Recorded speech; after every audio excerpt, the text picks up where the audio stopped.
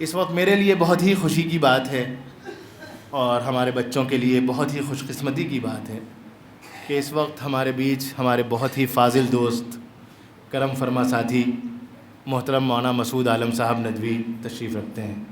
سامنے کسی کے بارے میں کچھ عرض کرنا اچھی بات تو نہیں ہے، لیکن ہم پھر بھی تاکہ آپ حضرات کا تعارف ہو سکے مولانا کی گفتگو سے پہلے، اور تاکہ جو سمجھدار بچے ہیں وہ جان سکیں کہ ان سے کس نے گفتگو کی ہے، اس لیے ہم آپ سے ذکر کرتے ہیں کہ مولانا اس عمر میں جس عمر میں وہ نظر آ رہے ہیں، اللہ تعالیٰ ان کی عمر میں برکت عطا فرمائے۔ بالکل بلا مبالغہ کہا جا سکتا ہے کہ بہت ہی ملک بھر میں شاید گنے چنے چند اتنے باصلاحیت علماء اس عمر میں ہوتے ہیں۔ اللہ تعالیٰ نے مولانا کو توفیق بھی عطا فرمائی ہے، ایک بڑا پڑھنے والا دل اور فکر مند دل دیا ہے، جو کسی طرح مسلمان بچے ترقی کر جائیں، کچھ پڑھ جائیں۔ یہ ایک ساتھی کی حیثیت سے میں کہہ سکتا ہوں کہ ہم نے اس عمر کے لوگوں میں یہ چیز، یہ تڑپ نہیں دیکھی جتنی قربانی مولانا اس سلسلے میں دیتے ہیں۔ ہم مولانا کو یہاں اسی لیے لے کر کے آئے تھے کہ ہمارے بچوں کے لیے جو مولانا کے منصوبے ہر وقت جو ذہن میں رہتے ہیں، جو مولانا کی آرزوئیں ہیں، جو تمنائیں ہیں، ہمیں امید ہے کہ اس کا کچھ نہ کچھ مولانا کو انشاءاللہ امید جاگی ہوگی، اور مولانا کی رہنمائی میں یہ بچے اور کچھ بہت زیادہ آگے ترقی کر سکتے ہیں۔ اس وقت جو باتیں وہ سنیں گے، آپ حضرات کے لیے بھی ہو سکتا ہے کہ مولانا کی زبان سے ہم نے مولانا سے درخواست کی ہے کہ جو والدین تشریف لائے ہیں ان کے لیے بھی کچھ باتیں مولانا عرض کریں۔ ہم بہت ہی ادب اور احترام کے ساتھ مولانا سے درخواست کرتے ہیں کہ مولانا تشریف لائیں اور جو کچھ ارشاد فرمانا چاہیں وہ ارشاد فرمائیں۔ الحمدللہ رب العالمین وصلی اللہ علی النبی الکریم وعلی آلہ وصحبہ اجمعین، اما بعد۔ میرے عزیز بھائیوں اور امت کے نہایت درد رکھنے والے فکر مند نوجوانوں، بزرگوں،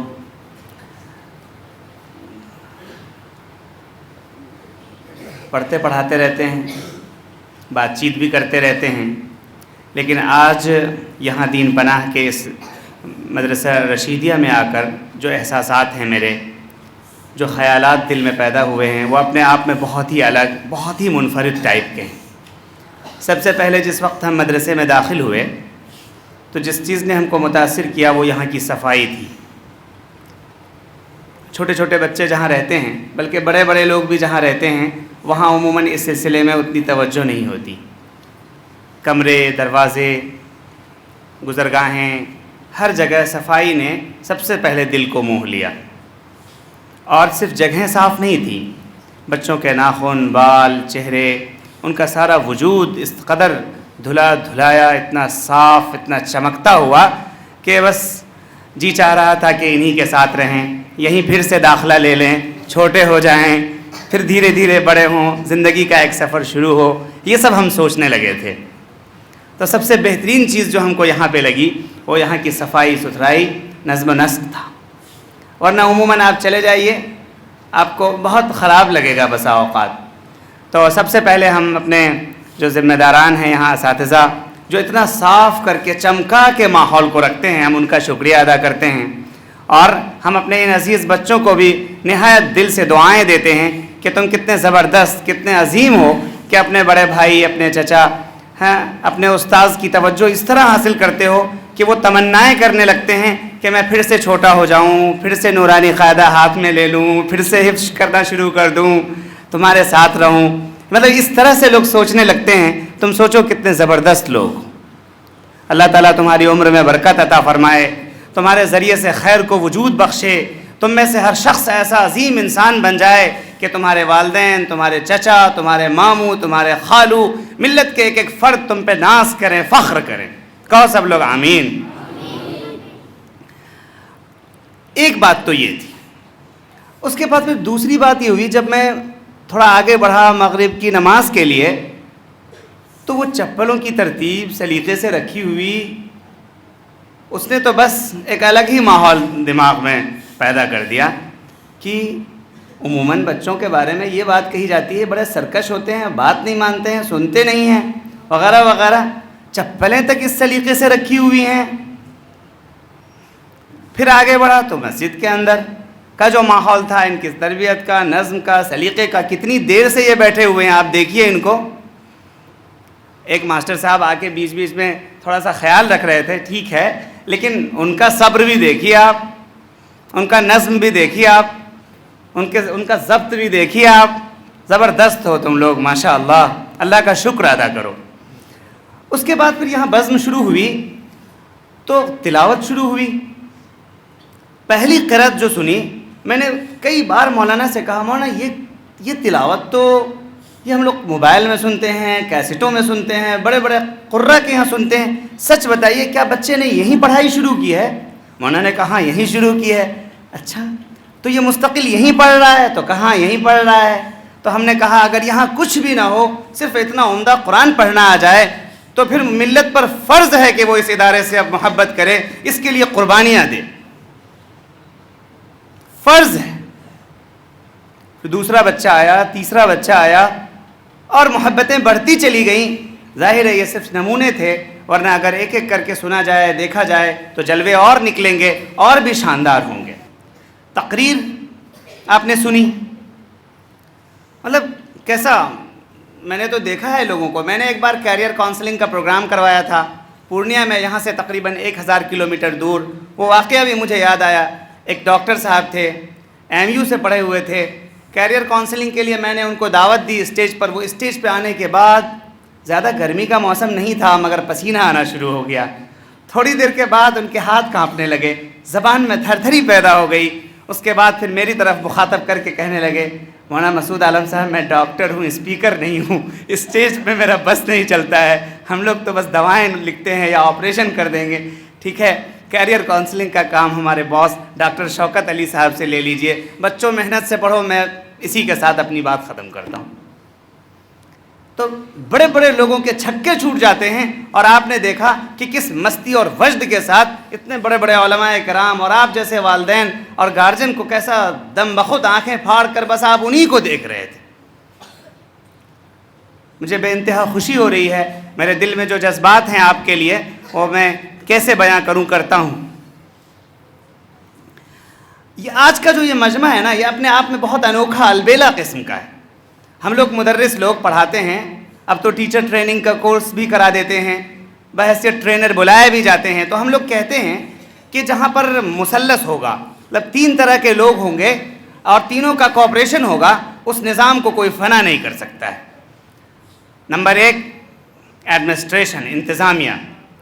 تو اتنے زبردست منتظم مولانا احمد الیاس نعمانی صاحب ندوی دامت برکاتہم، جن کے صرف یہاں اطراف کے نظام میں تقریباً 1200 بچے پڑھ رہے ہیں، تعلیم حاصل کر رہے ہیں.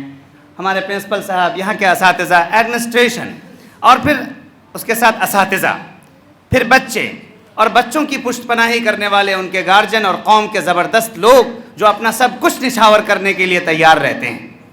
اگر یہ 3 لوگوں کا گٹھ جوڑ اچھا سا ہو جائے، مطلب ارتباط شاندار ہو جائے، تو اس نظام کو کوئی کمزور نہیں کر سکتا. آج کا یہ مجمع اس اعتبار سے بھی بہت اچھا ہے کہ بچے ادھر بیٹھے ہیں اور بزرگ حضرات ان کی تربیت کرنے والے اور ان کو محبت سے دیکھ کر خوش ہونے والے، ان کے لیے دعائیں کرنے والے، تھکنے والے، کھیتوں میں، کارخانوں میں، کمپنیوں میں، فیکٹریوں میں مزدوری کرنے والے لوگ سب یہاں جمع ہیں آپ کی محبتوں اور عظمتوں کو دیکھنے کے لیے. اور ادھر اساتذہ اور ایڈمنسٹریشن کا پورا نظام ہے. میں سمجھتا ہوں کہ تعداد میں یہ مجمع اگرچہ اتنا بڑا نہیں ہے جتنے بڑے بڑے مجمع اکٹھا کر لیتے ہیں، لیکن اپنی تاثیر کے اعتبار سے، اپنے فیصلوں کے اعتبار سے، اپنے اندرون اور نتائج کے اعتبار سے یہ اپنے آپ میں بہت انوکھا مجمع ہے. اور اس طرح کا نظم وقتاً فوقتاً ہوتا رہنا چاہیے، وقتاً فوقتاً ہوتا رہنا چاہیے کہ طلبہ بھی ہوں، ان کے والدین، چچا، خالو، ماموں، نانا، نانی، یہ سب بھی ہوں، اساتذہ بھی ہوں، ملت کے باشعور لوگ بھی ہوں، چونکہ اسی نظم سے یہ ملت بنے گی.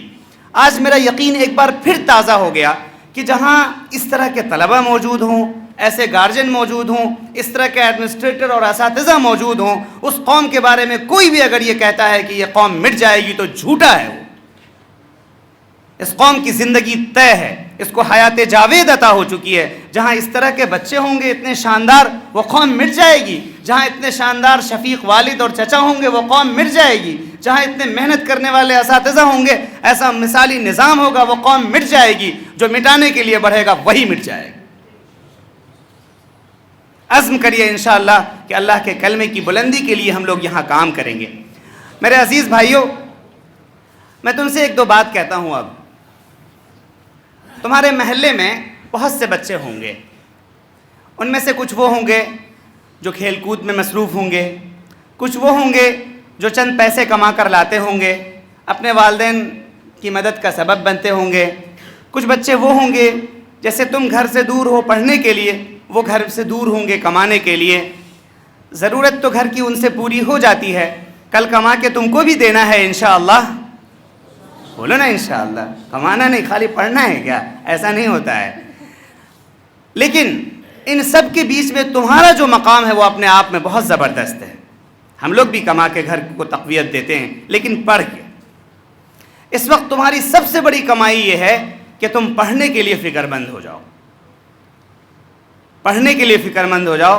سال بھر پڑھنے کے بعد کل یہاں مدرسے میں چھٹی ہو رہی ہے. اب گھر میں تمہارے والدین دیکھیں گے کہ تم کیا لے کے آئے ہو. نمازیں، تلاوت، قرآن، ان سب کے ساتھ ساتھ والدین کی خدمت، ان کا ادب، گھر میں بھی ایک نظم، چھوٹے بھائی بہنوں سے پیار اور محبت، یہ ساری چیزیں دیکھی جائیں گی. کل سے دکھاؤ گے نا تم اچھے سے؟ ہاں انشاءاللہ. تو یہ کل سے جو گھر جاؤ گے تو یہ ساری چیزیں دیکھی جائیں گی، اور تمہیں کو دیکھ کر تمہارے ماموں، تمہاری خالہ، تمہاری چچی، یہ سب فیصلہ کریں گے اس بات کی کہ ہم بھی اپنے لال کو وہیں بھیجیں گے جہاں سے یہ ہو کے آیا ہے، جہاں سے یہ ادب سیکھ کے آیا ہے، جہاں سے یہ اتنی اچھی شاعری، اتنا اچھا قرآن، اتنا بہترین کلمہ، ایسی شاندار رائٹنگ، اتنی اچھی اردو، اتنی بہترین ہندی، حساب، میتھ، یہ ساری چیزیں جہاں سے سیکھ کے آیا ہے. پھر وہ سب بھی دعائیں کریں گے، تمنائیں کریں گے. تو یہ تمہارے اوپر ہے کہ تم جو گھر میں 1.5 مہینے رہو گے تو کیسے رہو گے نا بہت اچھے سے انشاءاللہ. اسی طریقے سے ایک بات اور بھی ہے تمہارے سامنے. وہ کیا؟ ہمارے اس مدرسے کے بچوں کی ایک خاص بات میں نے معلومات حاصل کی، پوچھا، راستے میں باتیں کی، اور پہلے سے بھی واقفیت رہتی ہے یہاں سے. نہایت اہم بات یہ ہے کہ یہ بچے جو اس وقت کرتے پاجامے میں، ٹوپی میں ملبوس ہیں، آپ کے سامنے ملت کی نمائندگی کر رہے ہیں. ابھی تو آپ نے ان کا قرآن سنا، ان کی نعتیں، نظمیں سنی، ان کی تقریریں سنی. آپ ان کی میتھ کی کاپی بھی دیکھ لیجئے، اطراف کے کوچنگ سینٹروں سے اچھی ہوگی انشاءاللہ. آپ ان کی انگلش کی رائٹنگ اور اسکل دیکھ لیجئے، ان سے زیادہ بہتر ہوگی انشاءاللہ. اور اگلے دنوں میں جب یہ اور اونچے درجے میں جائیں گے تو فزکس، کیمسٹری، سائنس اور بایو میں بھی یہ انشاءاللہ العزیز دوسرے اداروں سے زیادہ ممتاز ہوں گے، اپنے کرتے پاجامے کے ساتھ، اپنی ٹوپی کے ساتھ، اپنی نمازوں کے ساتھ، اپنے قرآن کے ساتھ، اپنے نبی کی محبت کے ساتھ انشاءاللہ. اور قوم کو وہی نظام چاہیے جہاں دین بھی ہو، دنیا بھی ہو. وہی نظام چاہیے جہاں ایمان ہو، حرارت ہو، جہاں محنت ہو، مشقت ہو، اور اس کے ساتھ ساتھ خوشحالی کے لیے راہیں بھی روشن ہوں. تم کتنے خوش نصیب ہو کہ یہاں پر تم کو قرآن بھی پڑھایا جاتا ہے، تم کو صحیح لباس بھی دیا جاتا ہے، اور اس کے ساتھ ساتھ تم کو ہندی، حساب اور انگریزی اور میتھ اور اس طرح کی چیزیں بھی سکھائی جاتی ہیں. تم فخر کرو اپنے آپ پر، ناز کرو اپنے آپ پر. یہ جو جتنے بڑے بڑے لوگ دکھتے ہیں نا، بڑے مولانا صاحب، بڑے رائٹر، بہت بڑے کاروباری، بہت بڑے اسی طریقے سے لیڈر، وہ سارے کے سارے تمہاری ہی طرح تھے، چھوٹے. لیکن انہوں نے فیصلہ کیا کہ اللہ کی رضا کے لیے، مخلوق کو فائدہ پہنچانے کے لیے، گھر کو طاقت دینے کے لیے ہم پڑھیں گے، خوب محنت کریں گے، اپنے اخلاق بلند کریں گے. تو دنیا نے ان کو یاد رکھا، اور ہمیں امید ہے کہ تم میں بیٹھا ہوا ہر شخص انشاءاللہ کل اس ادارے کا، اپنے گھر کا، والدین کا، خاندان کا، اس پورے خطے کا نام روشن کرے گا نا انشاءاللہ. انشاءاللہ یہ جو جوش، یہ جو ولولہ تمہارے اندر ہے، یہ اپنے آپ میں بہت زیادہ روح پھونک دینے والی چیز ہے. تھوڑی سی گفتگو مجھے آپ سے بھی کرنی ہے. کئی مرتبہ دیکھا گیا بچہ محنت سے پڑھتا ہے، محنت سے پڑھتے پڑھتے کبھی کبھی اس کی طبیعت میں گراوٹ آ جاتی ہے، تھکاوٹ آ جاتی ہے. وہ موقع ہوتا ہے استاد اور والدین دونوں کو مل کے انہیں سنبھالنا پڑتا ہے، مضبوطی دینا پڑتا ہے. کئی مرتبہ گھر کے حالات ایسے ہو جاتے ہیں کہ اب وہاں گھر کو فائنانس، مال چاہیے ہوتا ہے. پڑوس میں دکھ رہا ہوتا ہے کہ فلاں کا بیٹا جو 12 سال کا ہے، جو 15 سال کا ہے، جو 16 کا ہے، 13 کا ہے، وہ اتنا اتنا لا رہا ہے، اور ہمیں تو بس صبح اٹھ کے مشقت اور شام میں بھی مشقت، کام نہیں ہو پا رہا ہے. کیا ہی اچھا ہو کہ ان کو کچھ وقت لگا دیں اس میں تو بڑی راحت ہو جائے گی، سہولت ہو جائے گی.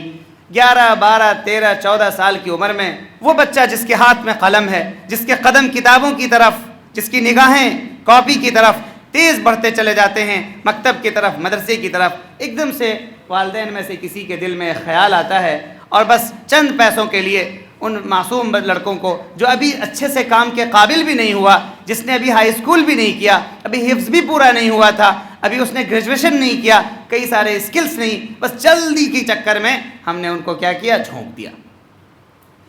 لاک ڈاؤن کے بعد یہ بہت بڑا المیہ پیدا ہوا، اچھے خاصے پڑھنے لکھنے والے بچوں کو لگا دیا گیا وقتی طور پہ کام میں، اور پھر کام سے نہ وہ چھوٹ سکے، نہ والدین ان کو چھڑا سکے۔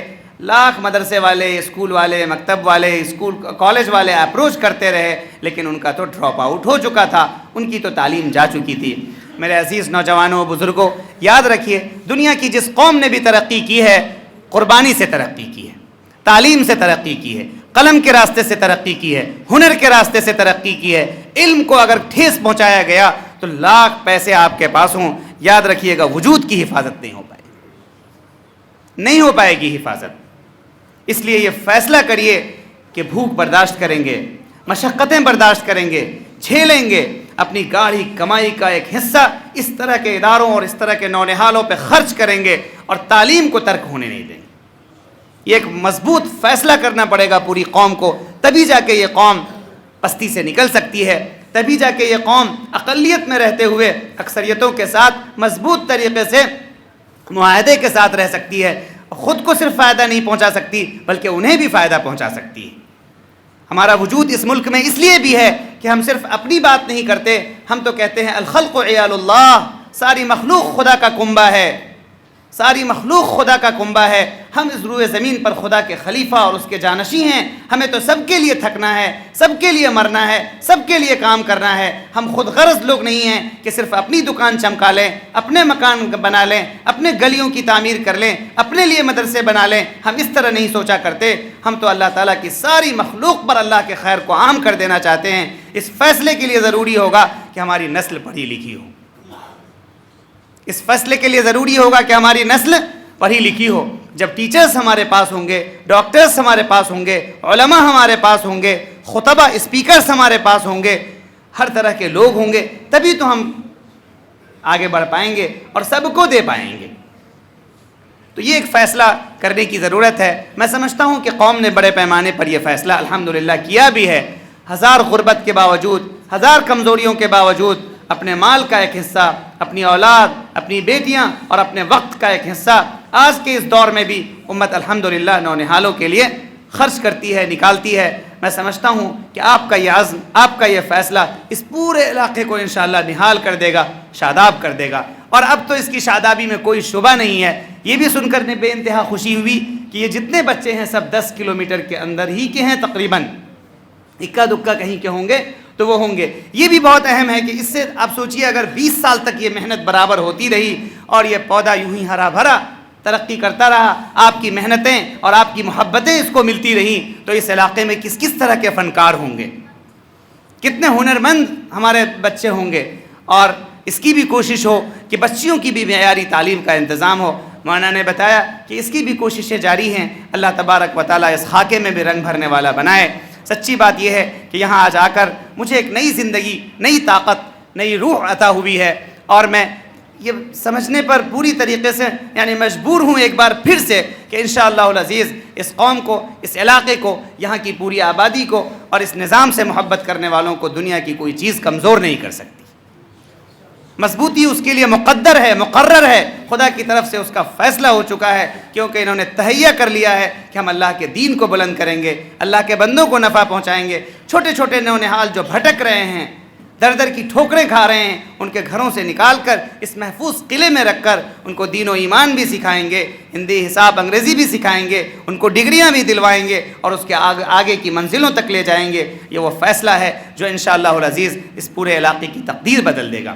ہم نہایت شکر گزار ہیں مربی گرامی قدر اس ادارے کے ناظم جناب مولانا احمد الیاس نعمانی صاحب ندوی دامت برکاتہم، جو مستقل یہاں تشریف لا کر بچوں کی، اساتذہ کی اور یہاں کے تمام معززین اور عوام اور ہر سطح پر اپنی قربانیاں پیش کرتے ہیں۔